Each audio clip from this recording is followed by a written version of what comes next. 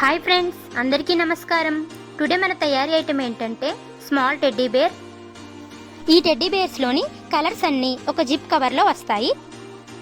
ముందుగా teddy బేర్స్ని filling చేసి వర్కర్స్తోని stitching చేపించి ఐసు నోసు పెట్టిన తర్వాత టెడ్డీ బేర్స్కి అవసరమైన కవర్ తయారీ చూద్దాం. మనది మ్యానుఫ్యాక్చరింగ్ యూనిట్ కాబట్టి మనం ఏ వస్తువైనా రోల్స్ రూపంలోనే తీసుకుంటాము.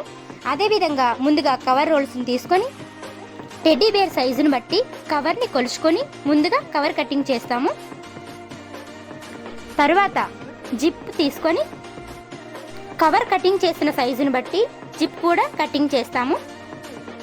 తర్వాత రన్నర్ సెట్ చేసి వర్కర్స్తోని కవర్స్ స్టిచ్చింగ్ చేపిస్తాము. టెడ్డీ బేర్స్లోని 0 సైజు నుంచి 6 ఫీట్ వరకు కూడా ఏ మోడల్ అయినా మన వద్ద అవైలబుల్గా ఉంటుంది. అలాగే ప్రతి మోడల్కి కూడా జిప్ కవర్ మన వద్ద అవైలబుల్గా ఉంటుంది. ఫైనల్గా కవర్స్ అయితే ఈ విధంగా తయారవినవి. కవర్స్తో పాటు టెడ్డీ బేర్స్ కూడా మన వీడియోలో చూపించే విధంగా ఉన్నాయి.